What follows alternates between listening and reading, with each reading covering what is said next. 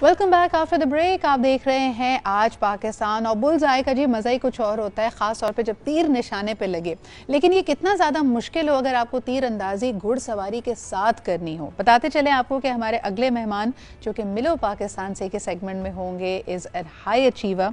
इन्होंने पाकिस्तान को 16th world horse back archery championship में रिप्रजेंट किया, कम्पीट किया प्लेयर्स से जो कि Jordan, Kazakhstan, south Africa, Syria, Qatar, Malaysia, Poland, Thailand, यानी दुनिया का बहुत सारे ममालिक के प्लेयर्स यहाँ पे मौजूद थे।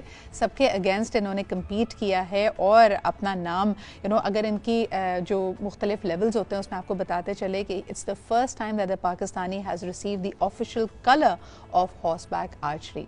इनके बारे में मज़ीद जानते हैं इस रिपोर्ट में, फिर इनसे मुलाकात करेंगे। Let's take a look.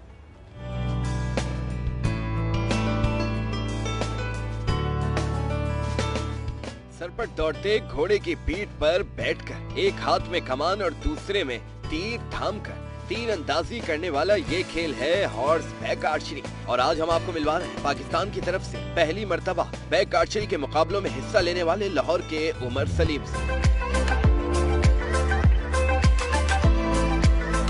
जिन्होंने रवा बरस पहली बार हॉर्स बैक आर्चरी की 16वीं आलमी चैंपियनशिप में पाकिस्तान की नुमाइंदगी की। हर साल इस खेल की आलमी चैंपियनशिप मुनक्किद होती है जिसमें 45 ममालिक के घुड़सवार और तीरंदाज शरीक होते हैं। उमर सलीम पेशे के एतबार से तो इंजीनियर हैं, लेकिन उन्हें घुड़सवारी का शौक किस तरह पैदा हुआ और उन्होंने कहां से तरबियत हासिल की, आइए उन्हीं से जानते हैं। जी जनाब, ये शाही खेल और इसके शायाना शान जो हमारे खिलाड़ी हैं जिनको पहली दफ़ा ऑफिशियली हम कहते हैं कि official colour at the horse back archery मिला है, हमारे साथ मौजूद हैं लाहौर से उमर सलीम। अस्सलाम वालेकुम उमर। वालेकुम अस्सलाम। Umar, thank you for joining me this morning. बड़ा मुश्किल और बड़ा महारत को टेस्ट करने वाला ये खेल है। मुझे बताइए कि घुड़सवारी और तीर अंदाजी ये दोनों शौक आपको कैसे पैदा हुए और फिर how did you plan to put them together? Riding, I have been doing riding for तकरीबन 22 सालों से कर रहा हूँ। सही। कैडेट कॉलेज हसन अब्दाल के दौर से I was a rider over there and I was also the colour holder उधर। तो जो तीर अंदाजी है, अगर हम हदीस पढ़ें हज़रत मोहम्मद सल्लल्लाहु अलैहि वसल्लम की, तो आपको पता लगता है कि उसकी बहुत इम्पोर्टेंस है, सिग्निफिकेंस है इस्लाम में। तो मैं आई हैड ऑलवेज प्लान्ड कि ये दोनों चीज़ें करनी चाहिए, तो ये एक अपॉर्चुनिटी मुझे नज़र आई। कोविड था, everything was close down over here, so I went to Iran, took formal training, combine की दोनों स्पोर्ट्स को and then started doing it. ज़बरदस्त। उमर, मुझे बताइए इसमें ट्रू टेस्ट क्या होता है? आपके बैलेंस का टेस्ट होता है, आपकी घुड़सवारी और फोकस का टेस्ट होता है। किस तरह एक तीर अंदाज जो कि घोड़े पर सवार हो अपने निशाने पे तीर लगा पाता है?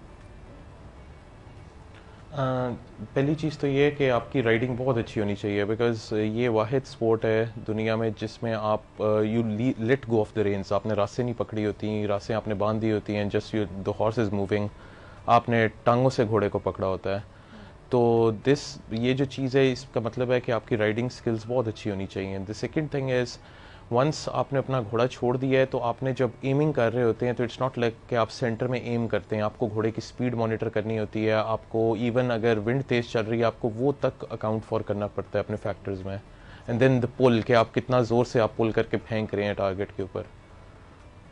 It's a very strenuous job as well. और मुझे बताएं कि इसके लिए प्रिपेयर कैसे करते हैं, इसकी जब ट्रेनिंग हो रही होती है और ख़ास तौर पे जो आपने आर्चरी करनी है, जो तीर अंदाजी करनी है, क्या उसका टारगेट स्टैटिक टारगेट होता है या वो भी मूव कर रहा होता है?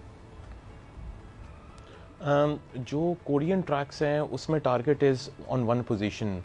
उसमें ये होता है कि मतलब उनकी तैयारी के लिए हम यही काम करते हैं कि पहले ग्राउंड पे आर्चरी करते हैं, बहुत ज़्यादा ग्राउंड पे प्रैक्टिस करते हैं, फिर ग्राउंड पे चल के प्रैक्टिस करते हैं, फिर घोड़े पे बैठ के प्रैक्टिस करते हैं। और जो है एक है जिसको हम कहते हैं कशाई track, that is where the target is also moving, घोड़े के साथ साथ टारगेट भी मूव करना शुरू कर देता है। उसमें टाइमिंग ज़रा ज़्यादा आपको देखनी पड़ती है, मगर ये चीज़ ऐसी है कि जितनी आप ज़्यादा प्रैक्टिस करेंगे आपकी मसल मेमोरी आती है। Because in horse back archery तकरीबन 10 सेकंड में 4 तीर लगाने होते हैं, कंपेयर टू जो हमारी रिकर्व है जो ओलंपिक्स में होती है उसमें 2 मिनट में you have to shoot 3 arrows. मुझे ये बताइए बताइएगा उमर, ये कितना मकबूल है पाकिस्तान में? वैसे हम देखते हैं कि एक टाइम पे हमें बहुत ज़्यादा लोग घुड़सवारी में इंटरेस्टेड नज़र आते थे, आर्चरी, आउटडोर एक्टिविटीज़। फिर एक डिबेट शुरू हो गई कि जब से जी ये ऑनलाइन स्पोर्ट्स आए हैं, बच्चों ने वीडियो गेम्स खेलने शुरू किए हैं, ऑनलाइन गेम्स खेलने शुरू किए हैं, वो दूर होते जा रहे हैं एक्चुअल फिजिकल स्पोर्ट्स से। इस वक्त साल 2021 आपने बड़ा सही पॉइंट आउट किया कि कोविड के दौरान people have realise the importance of these recreational activities, these sports and have become more sporty. कोई तब्दीली आप पाकिस्तान के लैंडस्केप में देख रहे हैं, स्पोर्टिंग लैंडस्केप में? पाकिस्तान में हमारे एरियाज़ में हुंजा में इट वाज अ स्पोर्ट। ये जो तीरंदाजी ये स्पोर्ट थी 1935 तक की, तो रिकॉर्ड्स हैं, पिक्चर्स हैं। उसके बाद ये स्पोर्ट ख़त्म हो गई तकरीबन, इट वाज नॉन एग्जिस्टेंट। निज़ाबाजी बहुत चल रही है इधर, बट सिंस जब से मैं पार्टिसिपेट करके आया हूँ और ये जो अर्तुगरुल ड्रामा भी चला है, उसके बाद से तीरंदाजी I think this is a sport जो बेहतर हो रही है। मगर again it's not a sport के हर बेसिक पर्सन स्टार्ट कर ले स्पोर्ट से, तो वो बाकी स्पोर्ट से स्टार्ट कर सकता है। उसके बाद जब वो एक लेवल अचीव कर lay off horse riding, specially वो पोलो वगैरह के अच्छे प्लेयर्स जो हैं, they can easily take it on. अच्छा, सबसे अहम सवाल, जिस तरह आप अब इंटरनेशनल प्लेटफॉर्म पे होके आए हैं, यकीनन क्योंकि वहाँ पे रेगुलरली काम हो रहा है, तो they must have experts and coaches as well. आपके लिए कोई उस्ताद ढूंढना, कोई आप कोच करने वाला ढूंढना आसान था या मुश्किल था उमर? नहीं, इट वाजंट वेरी डिफ़िकल्ट। इनकी कॉस्ट हाई होती है बिकॉज जब आप जाते हैं तो आपको यूरोज़ में पे करना पड़ रहा होता है। इनकी कॉस्ट हाई होती है, मगर आपको ट्रेनिंग के लिए कोचेज़ इंटरनेशनली मिल जाते हैं, आपको उनके पास जाना होता है।